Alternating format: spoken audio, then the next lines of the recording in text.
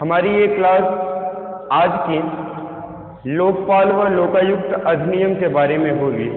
यह राजनीति विज्ञान का एक बहुत ही महत्वपूर्ण टॉपिक है। हालांकि मेरे स्टूडेंट साथियों, यह जो होता है मूल संविधान का भाग नहीं है। यानी मूल संविधान हम उस संविधान को कहते हैं जो कि 1950 में हम लोग के सम्मुख जो होता है आया था। उस संविधान का लोकपाल व लोकायुक्त अधिनियम जो है भाग नहीं है।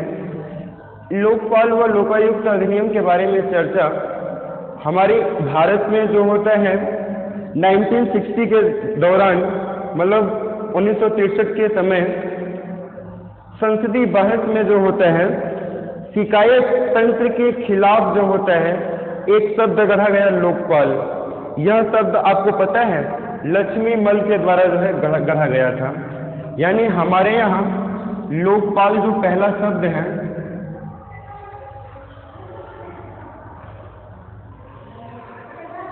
यह 1963 में लक्ष्मी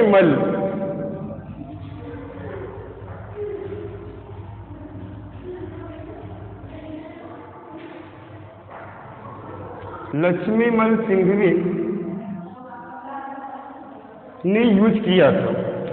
अगर हम लोकपाल व लोकायुक्त अधिनियम शब्द की बात करें तो लोकपाल शब्द जो होता है संस्कृत के आधार पर देखें तो लोक धन पाल होता है।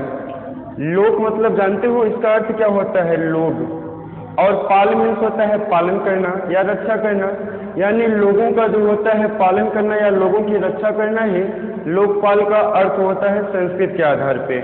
अगर हम इसे पश्चिमी की दुनिया में ऐड करके देखें तो लोकपाल को ओम्बुड्समैन कहा जाता था। आपको पता है कि एक अगर हम लोकतांत्रिक प्रणाली की बात करें तो कोई भी सफल लोकतंत्र हम उसको मानते हैं, या सामाजिक आर्थिक विकास की प्राप्ति इस बात पर डिपेंड होती है कि हमारे नागरिकों की शिकायत का जो निवारण है, यानी हमारे जो नागरिक लोग हैं वो जो शिकायत कर रहे हैं उनका निवारण शीघ्र हो पा रहा है कि नहीं। जैसे हमारे यहाँ जजों का हाल देख लीजिए, कोई एक मसला, छोटा सा मसला चोरी का गया या कोई भी मामला गया, वो मामला पीढ़ी दर पीढ़ी चलती आती है लेकिन उसका फैसला नहीं हो पाता है। तो अगर कहीं पे लोगों की शिकायत का निवारण शीघ्रता से नहीं हो रहा है, यानी तुरंत नहीं हो रहा है, तब हम कहेंगे कि यहाँ पे जो है लोकतंत्र के अंदर कुछ न कुछ खामियां हैं। यानी लोकतंत्र हम इस बात पे ही डिसाइड करेंगे दो चीजों पे। पहला कि सामाजिक आर्थिक विकास की प्राप्ति होनी चाहिए। दूसरा जो होता है हमारे जो नागरिक लोग शिकायत करें उस शिकायत का निवारण शीघ्रता से होना चाहिए। हमने आपको बताया कि यह जो लोकपाल शब्द है इसे हमारे यहाँ 1960 के डिकेड्स में, यानी 1960 के दशक में जो है उपयोग किया गया। 1963 में पहली बार लक्ष्मी मल ने संसदीय बहस के दौरान शिकायत तंत्र के खिलाफ जो होता है बहस चल रही थी, उसमें उन्होंने लोकपाल का उपयोग किया था। यानी जो भी लोग शिकायत कर रहे हैं, जो भी नागरिक हमारे शिकायत कर रहे हैं, उनका निवारण, उनकी समस्याओं का समाधान शीघ्र होनी चाहिए। अब ये शिकायत के निवारण हेतु पूरी दुनिया में जो प्रक्रिया चलती है वह 3 आधार पर चलती है। हमने अभी आपको बताया कि इसी को अगर हम पश्चिम की दुनिया से देखें तो यही लोकपाल ओम्बुड्समैन कहलाता है। क्या कहलाता है? ओम्बुड्समैन। इसी को हम प्रशासनिक न्यायालय प्रणाली कहते हैं। साथ ही इसी को जो होता है हम प्रोक्यूटर प्रणाली भी कहते हैं। यानी शिकायत के निवारण हेतु जो है, धीरे धीरे हम आएंगे सभी पॉइंट पे। शिकायत के निवारण हेतु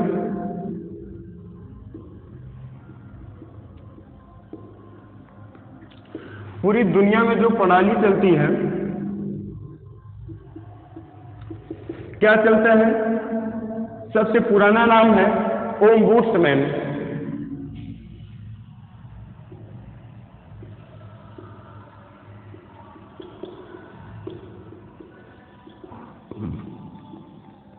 दूसरा जो होता है, हम इसे प्रोक्यूरेटर प्रणाली भी कहते हैं।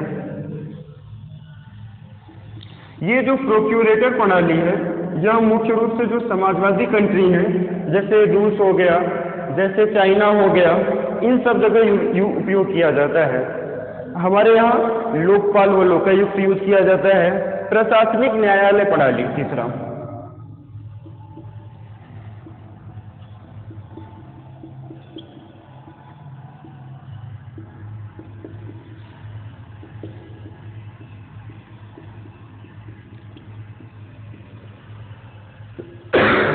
यानी शिकायत के निवारण हेतु हमारे जो नागरिक लोग शिकायत करने जाते हैं, उनके निवारण हेतु पूरी दुनिया में जो पुरानी संस्था है उसे हम ओम्बुड्समैन के नाम से जानते हैं। दूसरा हमारा प्रोक्यूरेटर, जो कि समाजवादी देशों में जो है बहुत प्रचलित है। और तीसरा है जो है प्रशासनिक न्यायालय प्रणाली। अगर हम जो होते हैं पूरी दुनिया में देखें तो नागरिक शिकायत निवारण के लिए हम बताए भी हैं। सबसे पुरानी संस्था क्या नाम है उसका नाम है जो होता है स्कैंडिनेवियन देशों की जो संस्था थी ओम्बुड्समैन। यानी जो यह ओम्बुड्समैन है, यह कहाँ यूज किया जाता था? स्कैंडिनेवियन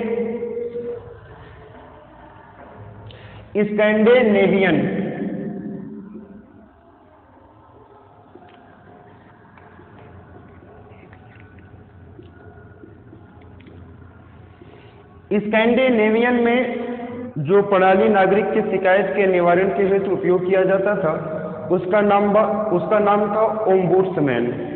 ओम्बुड्समैन जो संस्था थी, उनके जो अध्यक्ष या जो मेंबर थे, उनको ओम्बुड कहा जाता था। ओम्बुड का अर्थ पता है क्या होता है? ओम्बुड एक ऐसे व्यक्ति को इंगित करता है, जैसे हम कहें कि यह आदमी ओम्बुड है। ओम्बुड मतलब यह इंगित करते हैं, हम उसको इशारा करते हैं कि यह आदमी सरकार का प्रतिनिधित्व है या किसी का प्रतिनिधि करता है, जो यह देख रहा है कि कोई भी प्रशासन या सरकार नागरिकों के खिलाफ कोई काम तो नहीं कर रही है या किसी नागरिक को प्रताड़ित तो नहीं कर रही है। अगर हम ये कहें कि यह जो ओम्बुड है या यह जो लोकपाल के मेंबर होते हैं, यह जो होता है एक सरकार के बंदर होते हैं। मतलब समझ रहे हो ना कि सरकार, यह जो होता है सरकार के कहने अनुसार ही काम करेंगे, सरकार के इच्छा के विपरीत यह जो होता है कोई भी काम नहीं कर सकते। यह जो ओम्बुड हैं या यह जो हमारे यहाँ लोकपाल या लोकायुक्त अधिनियम यूज किए जाते हैं, जिसमें लोकपाल अध्यक्ष होते हैं, जैसे पिनाकी चंद्र घोष हैं, यह जो होते हैं पिंजरे के तोता होते हैं। यह पिंजरा जो है कोई और होता है और उसमें ये बंधे होते हैं। ये अपने मालिक के आवाज होते हैं। कहने का मतलब ये है कि हमारे मतलब कि कॉन्स्टिट्यूशन में अमेंडमेंट करके या हमारे यहाँ जोड़ करके इस बातों को जोड़ दिया गया है, बस पढ़ना पड़ेगा और क्या। पढ़ने के अलावा और इसमें कोई काबिलियत हमें जो होता है दिखती नहीं है। तो आइए देखते हैं कि क्या स्थिति है।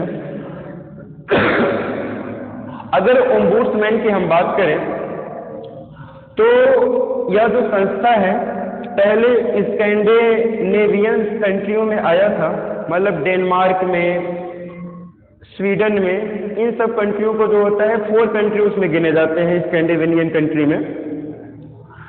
इसके जो विद्वान हैं उनको डोनाल्ड सी रॉबर्ट इसके बारे में ज्यादा जानते हैं। डोनाल्ड सी रॉबर्ट ने कहा कि अन्यायपूर्ण प्रशासनिक कार्रवाई के खिलाफ नागरिकों की परिवादों को दूर करने के लिए विलक्षण रूप से उपयुक्त संस्था है। रॉबर्ट ने कहा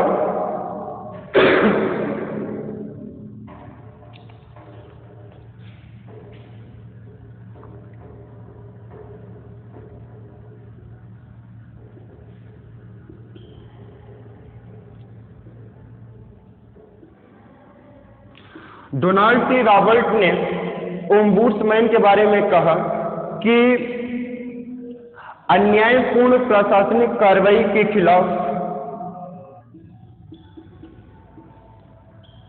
अन्यायपूर्ण प्रशासनिक कार्रवाई के खिलाफ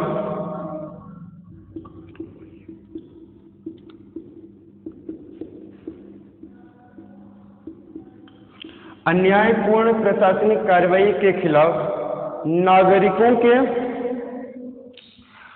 अन्यायपूर्ण प्रशासनिक कार्रवाई के खिलाफ नागरिकों की परिवादों को दूर करने के लिए नागरिकों के परिवादों को दूर करने के लिए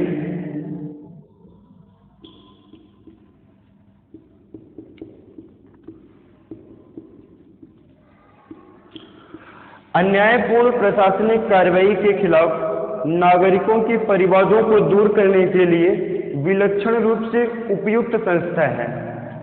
विलक्षण रूप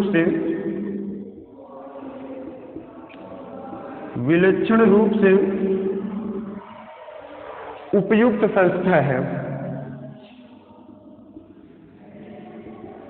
उपयुक्त संस्था है। यह कथन जो होता है ओम्बुड्समैन के जो जानकार हैं डोनाल्ड टी रॉबर्ट का है। रॉबर्ट ने बताया कि अन्यायपूर्ण प्रशासनिक कार्रवाई के खिलाफ नागरिकों की परिवादों को दूर करने के लिए विलक्षण रूप से उपयुक्त संस्था का नाम ओम्बुड्समैन है।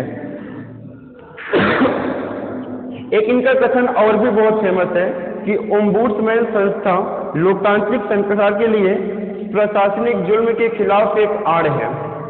एक इनका और कथन बहुत फेमस है कोटेशन कि ओम्बुड्समैन संस्था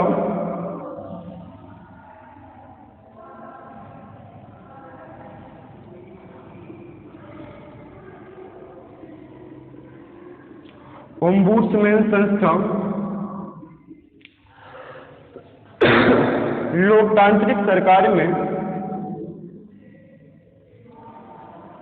ओम्बुड्समैन संस्था लोकतांत्रिक सरकार में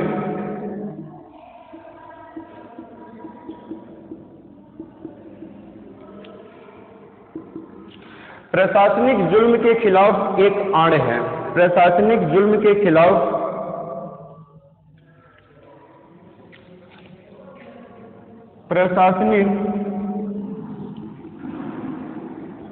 जुल्म के खिलाफ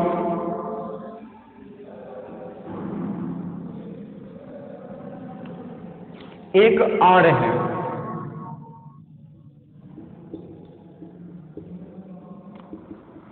अब आपको समझ में आ गया होगा कि हम यह जो लोकपाल व लोकायुक्त अधिनियम की बात करते हैं या लोकपाल व लोकायुक्त शब्द की बात करते हैं, यह कोई ऐसा नहीं है कि इंडिपेंडेंट के बाद यानी 1950 के डिकेड्स के बाद ही हमारे सामने आया है।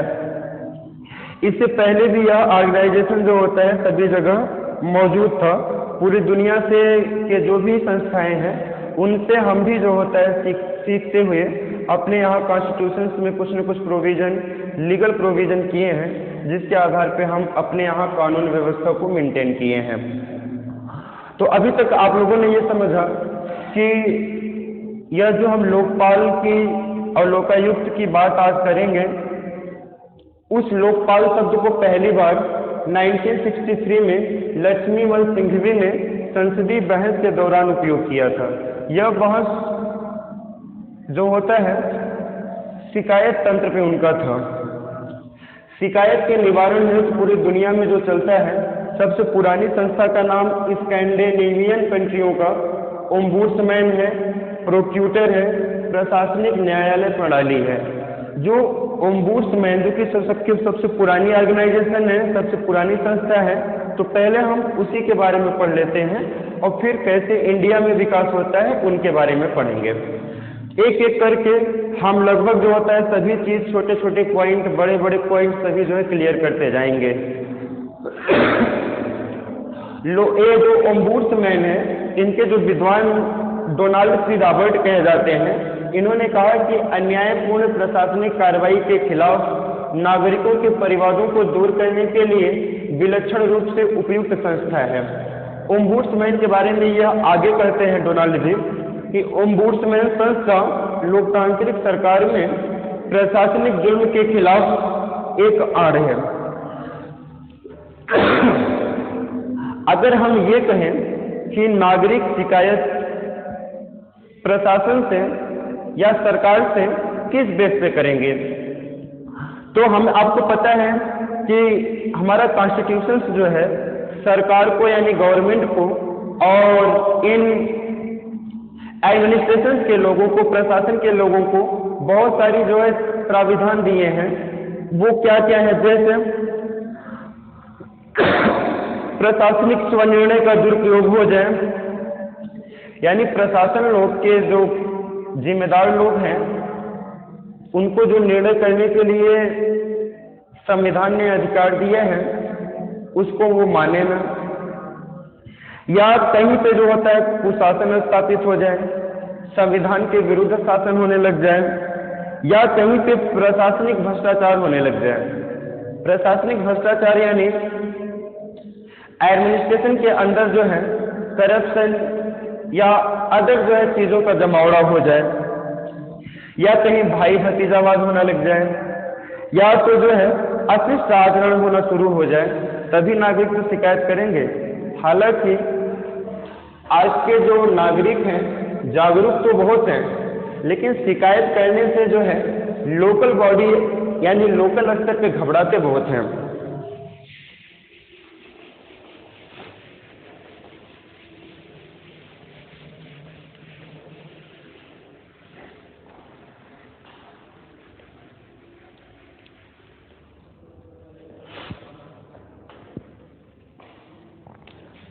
नागरिक किसके शिकायत खिलाफ करेंगे? नागरिक का जो शिकायत होगा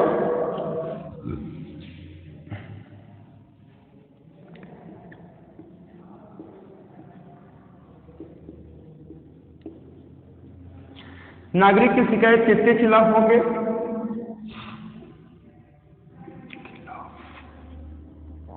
पहला, नागरिक के शिकायत जो होते हैं वह प्रशासनिक स्वनिर्णय का दुरुपयोग।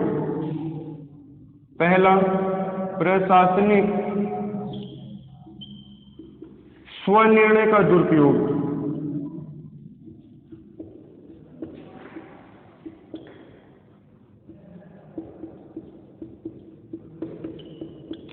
प्रशासनिक स्वनिर्णय का दुरुपयोग। दूसरा है कुशासन हो जाए।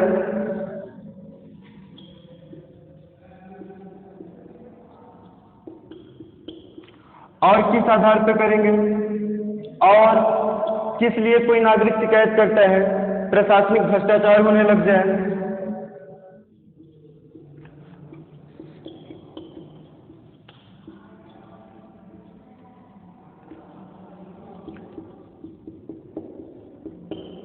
और क्या होने लग जाए? प्रशासनिक भ्रष्टाचार के अलावा भाई भतीजावाद होने लग जाए।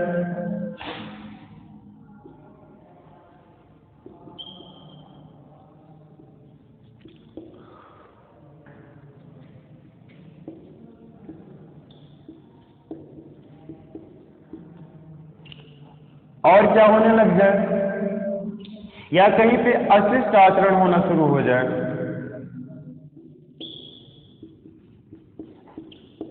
आप समझ रहे हो?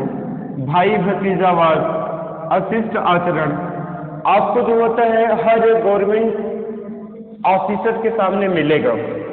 आप कभी थाने में चले जाओ, थाने के जो गुंडे होते हैं यानी ये जो इंस्पेक्टर दरोगा लोग होते हैं ऐसे बात करते हैं जैसे यही सरकार है, जबकि इनको पता नहीं है ये गवर्नमेंट के जो होता है एक बहुत से छोटे भाग के अंतर्गत आते हैं और ये हम लोगों की सेवा करने के लिए आते हैं। लेकिन ऐसे तंते हैं जैसे कि मानो यही सरकार है और यही चाहेंगे तो हमारे साथ अच्छा होगा और यही चाह लेंगे तो हमारे साथ बुरा होगा। यही जो होता है प्रशासनिक भ्रष्टाचार की निशानी होती है। भाई भतीजावाद यह समस्या लगभग कह सकते हो कि हिंदुस्तान का भाई है। भारत का अगर कोई दोस्त है तो वह है भाई भतीजावाद। आप कोई सेक्टर उठा लीजिए, राजनीति से लेकर के, प्रशासन से लेकर के, यहाँ तक कि हमारा जो जुडिशरी सिस्टम है, जो न्यायालय की पद्धति है, वहाँ पे भी जो होता है भाई भतीजावाद चलता है। वहाँ पे एक सिंड्रोम चलता है, पता है क्या है? अंकल जज का। अंकल जज मतलब कि अगर कोई सुप्रीम कोर्ट या हाई कोर्ट का जज है और उसका कोई लड़का हो या उसका कोई भतीजा हो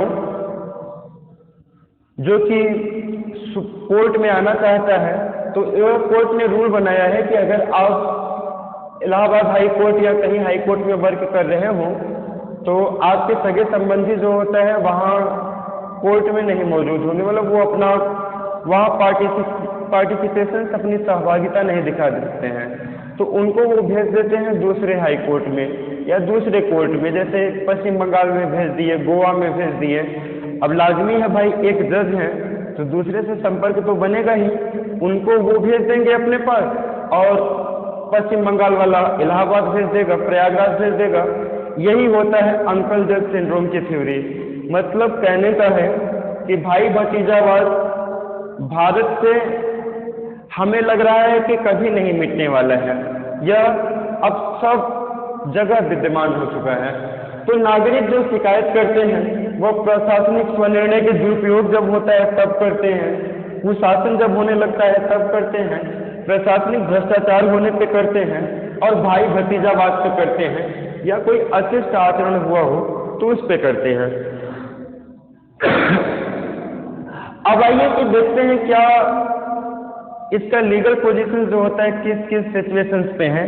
तो पहली कंट्री अगर पूरी दुनिया में कोई ओम्बुड्समैन प्रणाली को या लोकपाल लोकायुक्त प्रणाली को अपनाती है जिसे हम कहते हैं, वह है न्यूजीलैंड।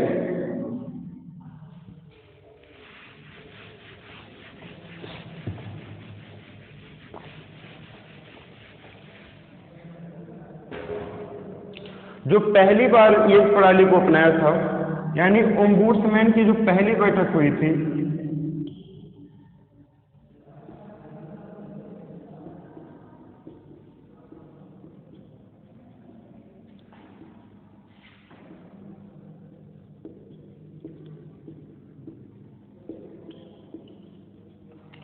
वह 1809 में हुई थी। 1809 में पहली बार इसका जो होता है गठन हुआ था या पहली बैठक हुई थी और इसमें एक शब्द गढ़ा गया है, पता है? ओम्बुड। अभी हम बताए हैं ना कि एक शब्द आया ओम्बुड। ओम्बुड शब्द जो होता है वह स्वीडिश शब्द है, यानी ये जो होता है स्वीडन का शब्द है।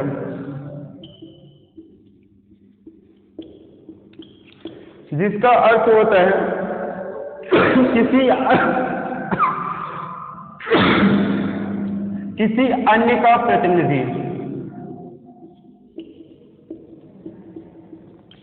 किसी अन्य का प्रतिनिधि या प्रवक्ता। हम आपको बताएं ना कि जो ओम्बुड्समैन होते हैं इन्हीं को हम इंडिया में लोकपाल या लोकायुक्त कहते हैं। यह पिंजरे की तोता है, पिंजरा कोई और है।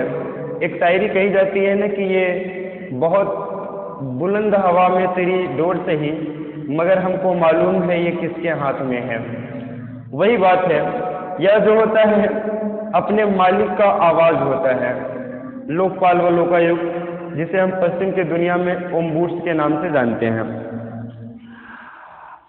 अब अगर हम आएंगे कि इसका जो हिस्टोरिकल बैकग्राउंड है कि कहाँ पहले हुआ था, तो न्यूजीलैंड में। जो न्यूजीलैंड है इसमें जो होता है पहली बार यह गठित हुआ था कब? 1962 में। न्यूजीलैंड में 1962 में जो होता है पहली बार parliamentary commissioner for investigation, parliamentary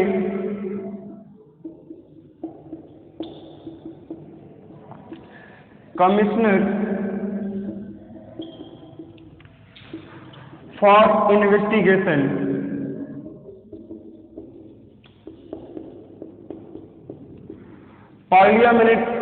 parliamentary commissioner for investigation, यह जो होता है न्यूजीलैंड में पहली बार 1962 में जो होता है गठित हुई थी, और यही ब्रिटेन में, इसके बाद ही ब्रिटेन में 1967 में जो होता है यही ओम्बुड्समैन प्रणाली को यूज किया गया था। नाम का अर्थ उसका जो होता है पार्लियामेंट्री कमिश्नर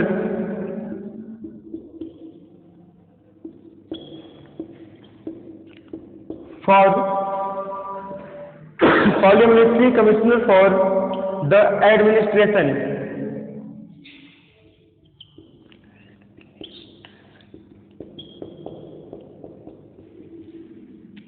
ये तो ठहरा जो होता है पश्चिम के दुनिया के ओम्बुड्समैन की कहानी, जो कि भारत में लोकपाल व लोकायुक्त अधिनियम के रूप में आई है। पहली बार न्यूजीलैंड में 1962 में पार्लियामेंट्री कमिश्नर फॉर इन्वेस्टिगेशन, दूसरी बार ब्रिटेन में 1967 में पार्लियामेंट्री कमिश्नर फॉर एडमिनिस्ट्रेशन के रूप में इस्टेब्लिश हुआ था। समाजवादी जो देश है वो भी ओम्बुड्समैन प्रणाली को अपनाए थे। समाजवादियों में जैसे रूस हो गया, चीन हो गया। समाजवादी देशों की अगर हम बात करें, जिसमें रूस है, जिसमें चीन है, पोलैंड है, और बहुत सारे जो होता है कंट्री हैं, यह लोग जो होता है प्रोक्यूरेटर प्रणाली अपनाए थे। और रूस में जो प्रोक्यूरेटर का चयन होता था वह 7 साल के लिए होता था। रूस में जो प्रोक्यूरेटर का वो होता था चयन, वो 7 सालों के लिए जो होता था। अब आइए देखते हैं, ये तो ठहरी पूरी दुनिया के बारे में कि ओम्बुड्समैन की पहली बैठक 809 में हुआ था, और ओम्बुड्समैन से एक शब्द ओम्बुड निकल करके आया, जिसका अर्थ होता है किसी अन्य का प्रतिनिधि। न्यूजीलैंड पहली बार जो है 1962 में पार्लियामेंट्री कमिश्नर फॉर इन्वेस्टिगेशन, और ब्रिटेन 1967 में पार्लियामेंट्री कमिश्नर फॉर एडमिनिस्ट्रेशन के रूप में अपने यहाँ यह उपयोग किया। समाजवादी देशों ने जैसे रूस हो गया, चीन हो गया या पोलैंड हो गया, इन लोगों ने प्रोक्यूरेटर प्रणाली अपनाई और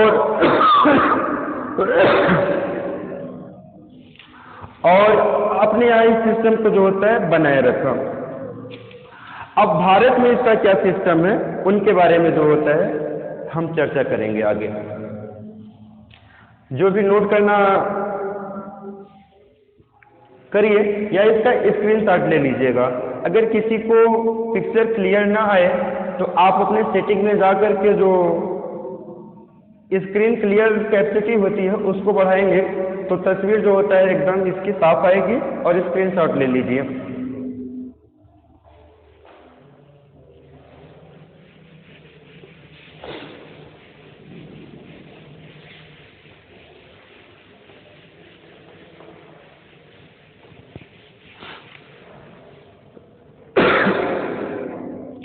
अब हम बताएंगे कि भारत में किस तरीके से लोकपाल व लोकायुक्त के बारे में का इतिहास रहा है। अभी तक हमने भारत के बारे में यह बताया है कि 1963 में यानी 1963 में लक्ष्मीमल जो संसदीय बहस के दौरान इस शब्द का उपयोग किए थे। उसके बाद हमारे यहाँ मोरारजी देसाई की अगुवाई में एक प्रशासनिक आयोग बना था, और उसने ये कहा कि नागरिकों की शिकायत के निवारण हेतु और भ्रष्टाचार के रोकथाम हेतु जो होता है कुछ न कुछ प्रोविजन करना चाहिए, और उसमें लोकपाल और लोकायुक्त के बारे में प्रशासनिक आयोग ने सिफारिश किया और कहा कि जो लोकपाल है वह केंद्र के लिए और लोकायुक्त जो होता है वह राज्यों के लिए जरूरी है। सिंपली रूप से हम ये कहें कि इंडिया में, भारत में प्रधानमंत्री से लेकर के ग्रुप डी लेवल तक जितने भी अधिकारी हैं उनके खिलाफ आप शिकायत कर सकते हैं लोकपाल के माध्यम से, अगर केंद्र स्तर पर शिकायत करना हो तो। वहीं अगर राज्य के मुख्यमंत्री से लेकर के राज्य स्तर के ग्रुप डी के जो भी राज्य लेवल के नौकर हैं उनके खिलाफ अगर आप शिकायत करेंगे तो लोकायुक्त के माध्यम से करेंगे। यह इस अधिनियम का छोटा जो होता है एक संक्षेप में इसका मतलब यही होता है कि आप शिकायत कर सकते हैं पार्टिकुलर किसी भी पर्सन के खिलाफ।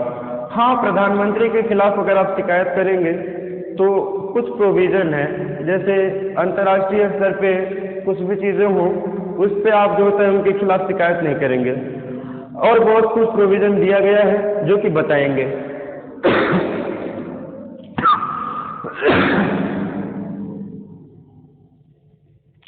तो भारत में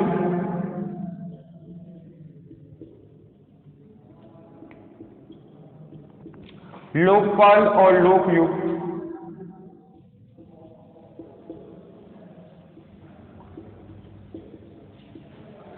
का अधिकार का इतिहास।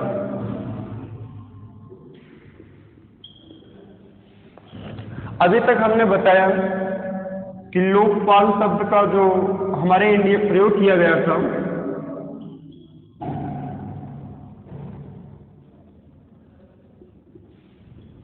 वह लक्ष्मीमल ने किया था।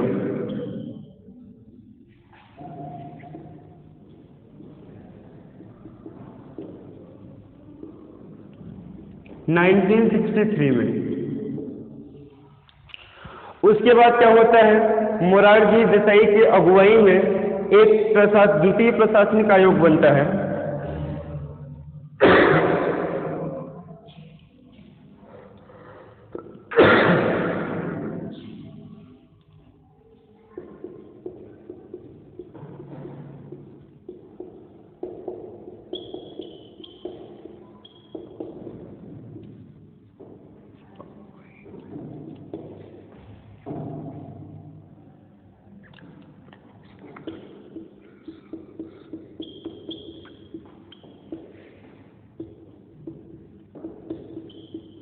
मोरारजी देसाई की अगुवाई में प्रशासनिक आयोग बनता है और यह लोकपाल व लोकायुक्त के बारे में कहता है। सरकार इनकी सिफारिश को जो होता है मान लेती है, और हमारे यहाँ लोकपाल व लोकायुक्त के जो अधिनियम हैं करीबन 10-11 बार जो होता है संसद में लाए गए, वो किसी न किसी कारण से जो है फेल ही साबित हुआ है, और फाइनली जाकर के 2011 में यानी 2011 में एक बार तो इस बिल को रद्द कर दिया गया था, लेकिन दोबारा जो होता है इसको संसद में लाया गया और इसको जो होता है पास होते होते राज्यसभा में 2013 का पूरा जो होता है महीना बीत गया था। 2014 का साल था, 16 जनवरी यानी 16 जनवरी को इसको लागू किया गया था हमारे यहाँ। अगर हम इसको देखें तो संसद में इतिहास अगर हम इसका देखें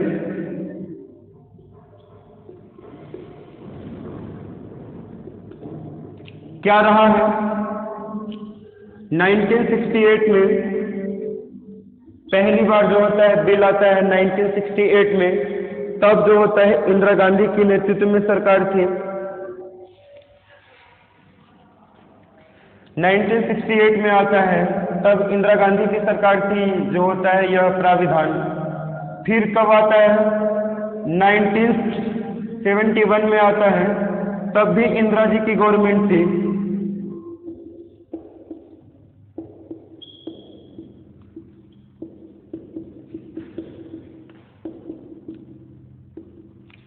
नाइनटीन 77 में आता है, आपातकाल हटता है, चुनाव होता है, मोरारजी देसाई प्राइम मिनिस्टर बनते हैं।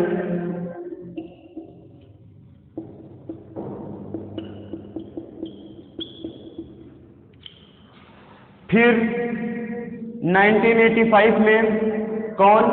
राजीव गांधी।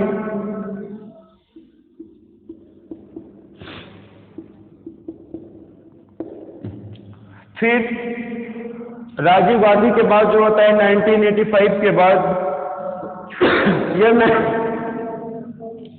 अटल बिहारी वाजपेयी के समय दो बार आता है, 1998 में और 2001 में।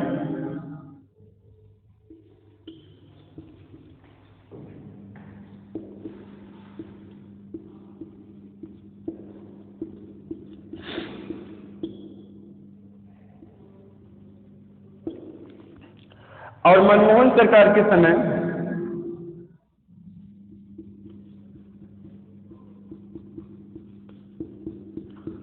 2011 में दो बार। यानी हमारे यहाँ जो लोकपाल व लोकायुक्त अधिनियम का इतिहास रहा है, वह पहली बार इस अधिनियम को 1968 में लाया गया, दूसरी बार 1971 में लाया गया, तीसरी बार 1977 में लाया गया। इन तीनों का जो होता है लोकसभा भंग होने के कारण यह अधिनियम भी हट गया।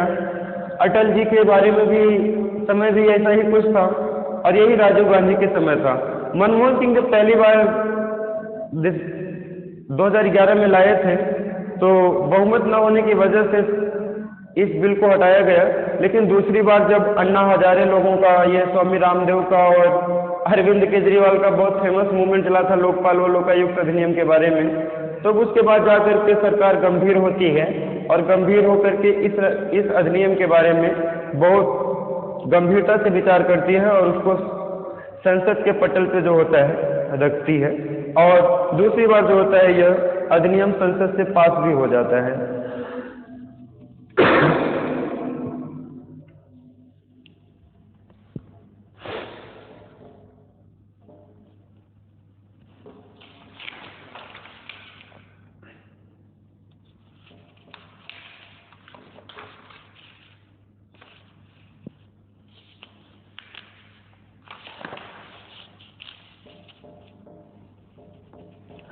तो आइए देखते हैं अब आगे। ये तो रहा भारत में लोकपाल व लोकायुक्त का इतिहास कि किस तरीके से लोकपाल शब्द लक्ष्मीमल सिंघवी ने जो होता है संसदीय बहस के दौरान उपयोग किया। मोरारजी देसाई ने प्रशासनिक आयोग में जो होता है इसकी सिफारिश की। संसद में इसका क्या इतिहास रहा है? 1968, 1971, 77, 85, 88, 98, 2001, 2011 में दो बार मनमोहन सरकार के समय, ये जो होता है दो बार। अब जब दूसरी बार आता है जिसको लोकपाल लोकायुक्त अधिनियम 2013 के नाम से जानते हैं, उसके बारे में पढ़ेंगे।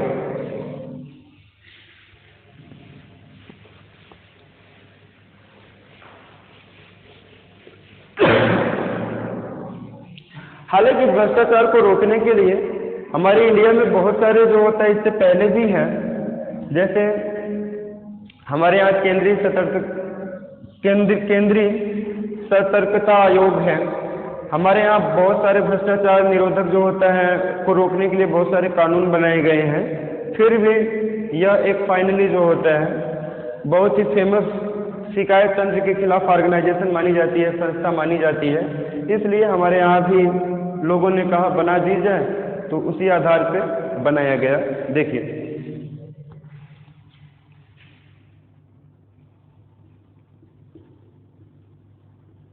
लोकपाल और लोकायुक्त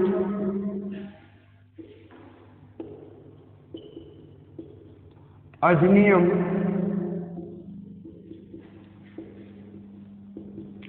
2013। अगर हम संसद के हिसाब से इसको थोड़ा सा देख लें तो यह जो अधिनियम है, जो लोकपाल लोकायुक्त अधिनियम है, यह केंद्र में लोकपाल के लिए, अगर हम इसको संसद में देखें, जब ये अधिनियम लाया गया था तो फर्स्ट पॉइंट क्या है? केंद्र में क्या रहेगा? लोकपाल। और राज्य में क्या रहेगा? लोकायुक्त। और जो राज्य है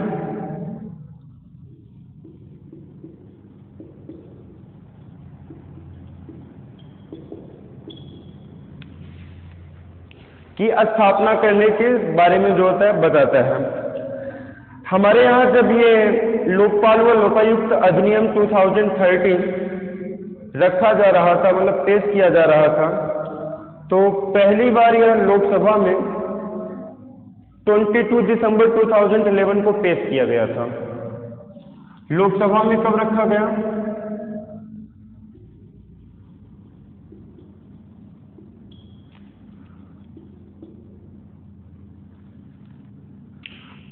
नवंबर 2011।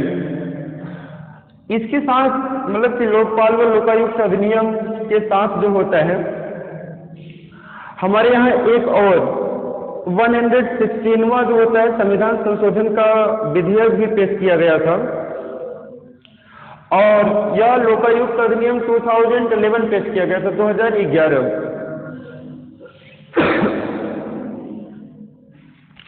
दो बिल पेश किया गया था इस दिन लोकसभा में। पहला ये लोकपाल और लोकायुक्त अधिनियम 2011, दूसरा 116वां संविधान संशोधन।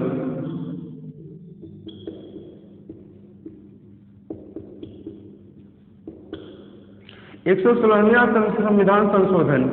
लेकिन इसमें जो होता है यह चीज तो पारित हो जाती है, और यह जो 116वां संविधान संशोधन था, इससे जो होता है बहुमत मिलने की वजह न वजह से इसको हटा दिया जाता है।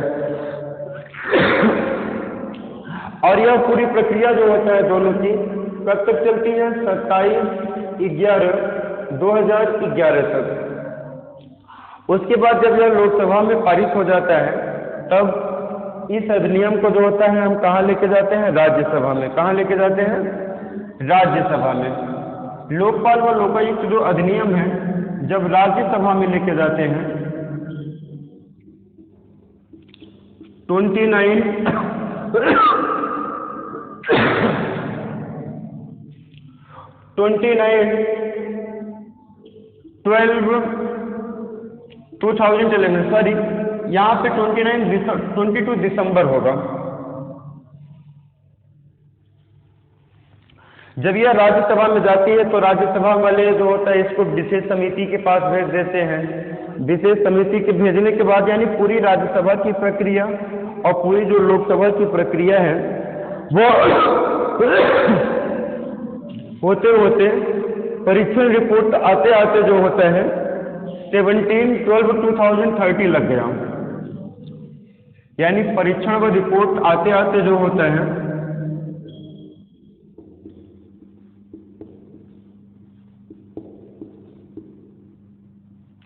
आते आते क्या लग गया? 17 दिसंबर 2013 राज्यसभा से यह विधेयक जो होता है पारित हो जाता है। राज्यसभा से यह विधेयक जो होता है पारित होने के बाद 1 जनवरी 2014 को यह विधेयक चला जाता है किसके पास? यह विधेयक चला जाता है राष्ट्रपति के पास। लोकपाल व लोकायुक्त जो अधिनियम है यह जो होता है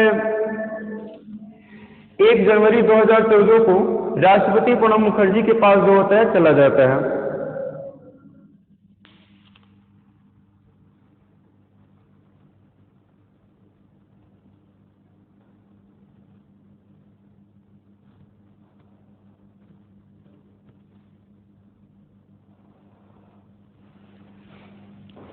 कहाँ चला जाता है ये? राष्ट्रपति के पास।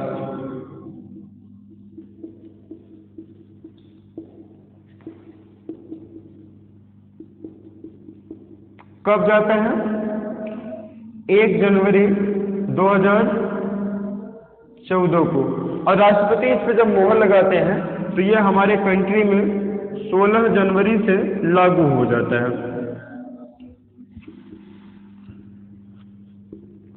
लोकपाल लोकायुक्त अधिनियम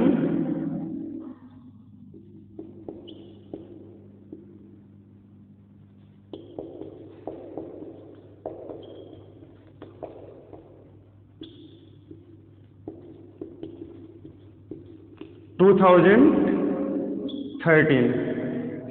यह अधिनियम हमारे यहाँ 16 जनवरी से लागू हो जाता है और इस अधिनियम में जो होता है प्रमुख बिंदु है, हम उस पर जो है अब अगली टॉपिक में चर्चा करेंगे, जो कि लास्ट बिंदु है। तो लोकपाल व लोकायुक्त अधिनियम का जो हमारे यहाँ इतिहास रहा है संसद में कि केंद्र में लोकपाल और राज्य में लोकायुक्त की संस्था का निर्माण करेगा। लोकसभा में 22 दिसंबर 2011 को लोकपाल व लोकायुक्त अधिनियम 2011 पेश किया जाता है। इसी के साथ 116वां संविधान संशोधन भी लोकसभा में लेके आता है सरकार, ये मनमोहन सरकार। लेकिन बहुमत न होने की वजह से या मतलब कि वोटिंग न होने की वजह से इसको हटा दिया गया, इसको एक्सेप्ट कर लिया गया और 27 को यह जो होता है बिल पास हो जाती है लोकसभा से। राज्यसभा में यह 29 दिसंबर 2011 को जाती है और परीक्षण व रिपोर्ट आते आते जो होता है 17 दिसंबर 2013 लग जाते हैं। उसके बाद 1 जनवरी 2014 को यह राष्ट्रपति के पास पहुंचती है और 16 जनवरी 2014 को यह लागू हो जाती है हमारे यहाँ। हालांकि पहला हमारे जो लोकपाल जी हैं वो हमें 2019 के करीब मिले थे, पिनाकी चंद्र घोष, जो कि जज भी थे। यह सब चीजें जो लोकपाल लोकायुक्त अधिनियम है या और भी जितने भी आयोग हैं, यह सभी सुप्रीम कोर्ट का जो होता है रिटायरी के बाद का काम होता है।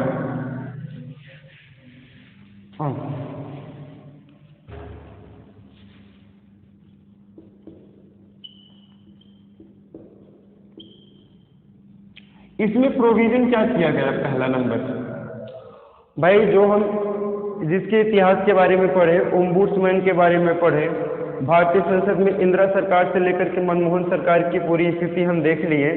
आखिर उसमें प्रारूप क्या क्या है हम पहले ये बता दिए हैं कि लोकपाल जो संस्था है उसमें हम केंद्र स्तर के जितने भी मंत्री आते हैं, जितने भी प्राइम मिनिस्टर से लेकर के जो होता है जितने भी नेता हैं, उनका ग्रुप ए से लेकर के डी तक जो भी केंद्र स्तर के जो होता है गवर्नमेंट ऑफिसर हैं, हम उनके खिलाफ जो होता है शिकायत कर सकते हैं। हालांकि एक बात और है, ये जो भारतीय लोकपाल व लोकायुक्त अधिनियम है यह न्यूजीलैंड की तरह है, यानी जज साहब लोगों को बाहर रखा गया है। आप जज के खिलाफ कंप्लेन नहीं कर पाएंगे और बाकी सब लोगों के खिलाफ कर सकते हैं। सोचिए,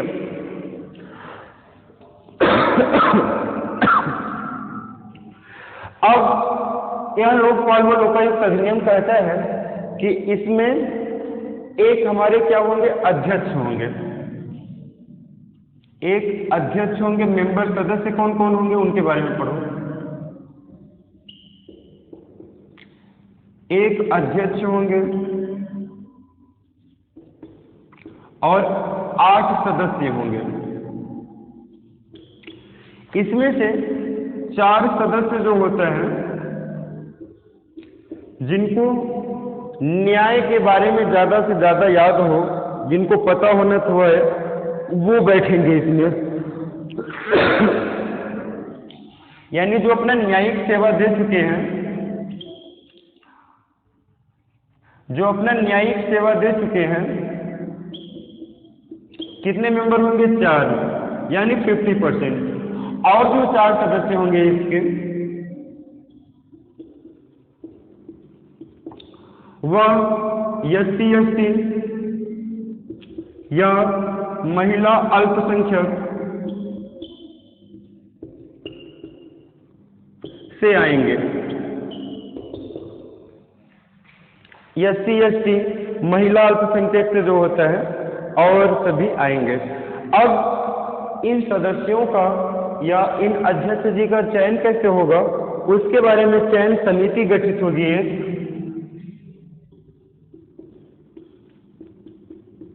किस आधार पर होगी? चयन समिति के आधार पे। अब इस चयन समिति में होगा कौन? इस चयन समिति में होगा कौन जो होता है, जो लोगों को चयन करेगा?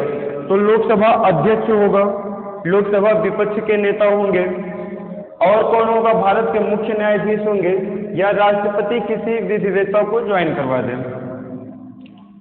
लोकसभा अध्यक्ष होगा,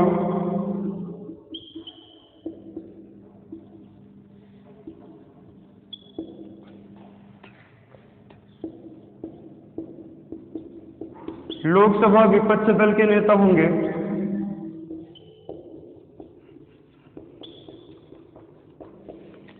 भारत के जो मुख्य न्यायाधीश हैं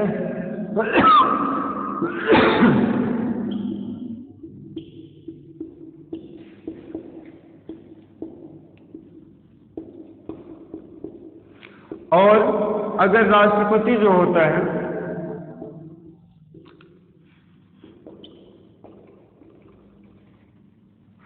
विधिवेत्ता कोई हो, विधि का जानकार हो,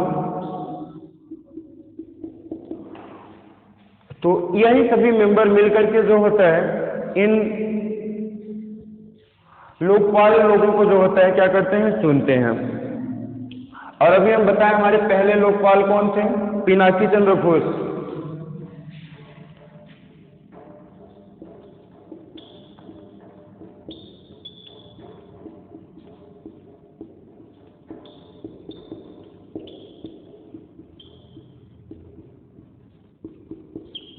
हमारे जो पहले लोकपाल थे वह पिनाकी चंद्र घोष थे।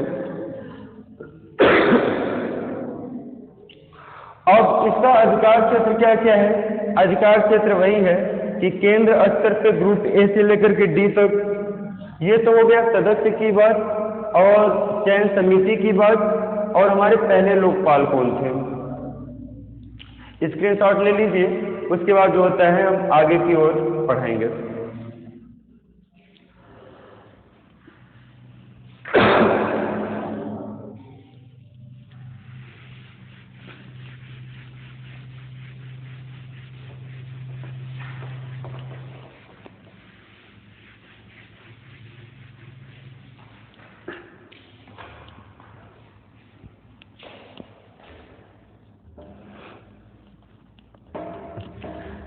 अब ये कार्रवाई कर सकता है,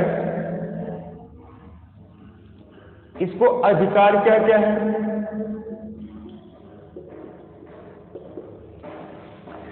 प्रधानमंत्री,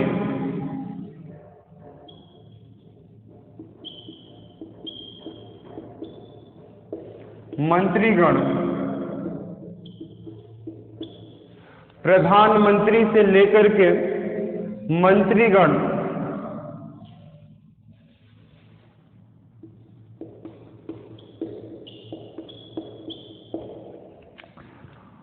समूह या ग्रुप जो होता है क से लेकर के घ तक, यानी ए से जेड डी तक, जितने भी जो होता है गवर्नमेंट नौकरी वाले हैं, जितने भी जो होता है सरकारी नौकरी के अफसर हैं, उनको जो होता है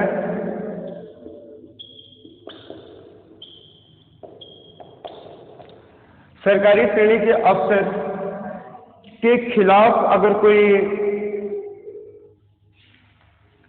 आवाज उठाएगा तो वह लोकपाल है। साथ ही साथ लोकपाल का अधिकार उस संस्थाओं पे भी होगा जो पूर्णतः या अंशतः सरकार द्वारा जो होता है अधिकार में होता है। दूसरा नंबर है वह संस्था जो पूर्णतः या अंशतः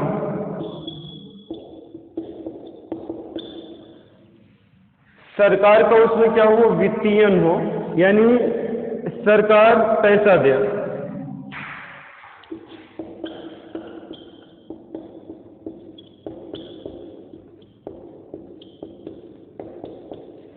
तो यह लोकपाल के जो होते हैं अधिकार में आएंगे।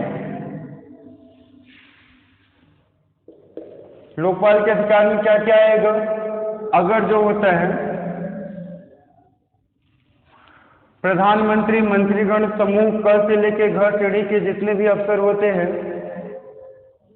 ये लोकपाल के अधिकार में आते हैं, या वह संस्था जो पूर्णतः या अंशतः सरकार द्वारा जो होता है वित्तीयन हो, वह भी जो होता है इनके अंतर्गत ही आएगा। साथ ही साथ यह जो लोकपाल व लोकायुक्त अधिनियम है, यह निडर और जो ईमानदार सरकारी कर्मचारी हैं उनको जो होता है सुरक्षा प्रदान करता है। जो निडर और ईमानदार जो कर्मचारी हैं उनको सुरक्षा प्रदान करता है।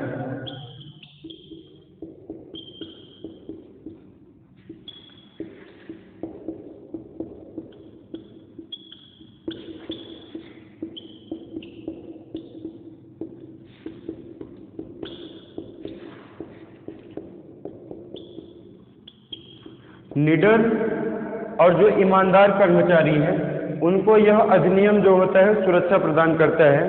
साथ ही साथ विदेशी अनुदान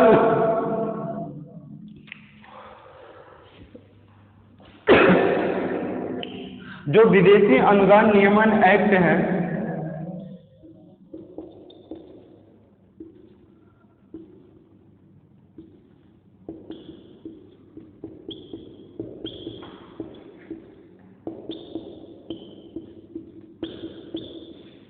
जो विदेशी अनुदान नियमन एक्ट है, इसमें अगर कोई संस्था, कोई व्यक्ति या कोई भी इकाई हो वह 10 लाख से ज्यादा हो,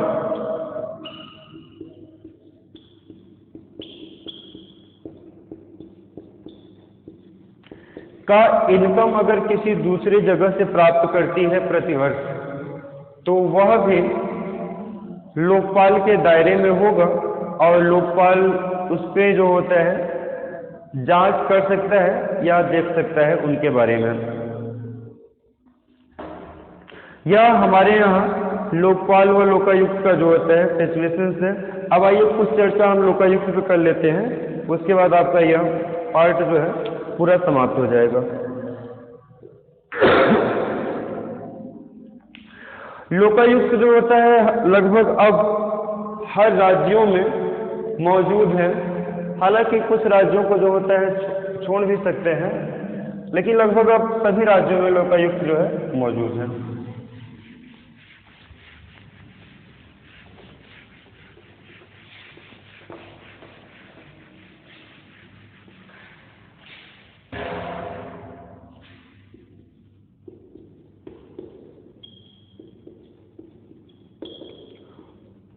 अगर हम कहें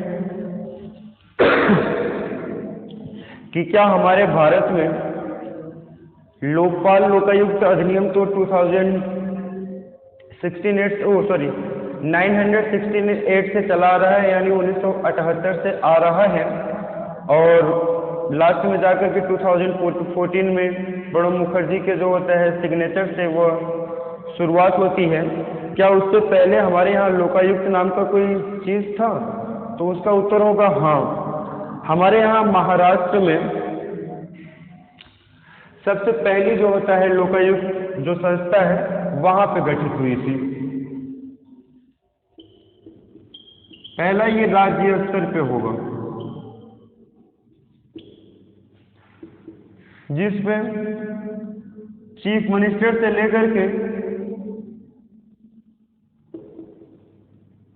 जो भी मिनिस्टर होंगे राज्य स्तर के जो भी मंत्री होंगे, और वही है ए से लेकर के डी तक जो भी अफसर होंगे राज्य स्तर पे, ये उसी के जो होता है अधिकार में आएंगे लोकायुक्त के। और पहली लोकायुक्त संस्था जो है हमारे यहाँ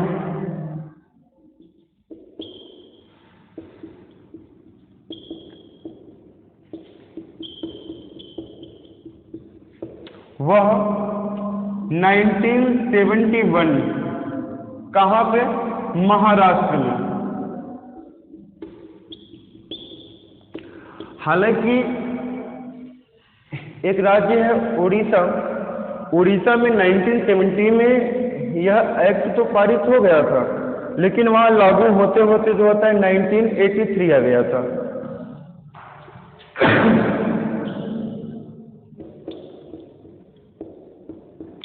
एक्ट जो होता है 1970 में आया,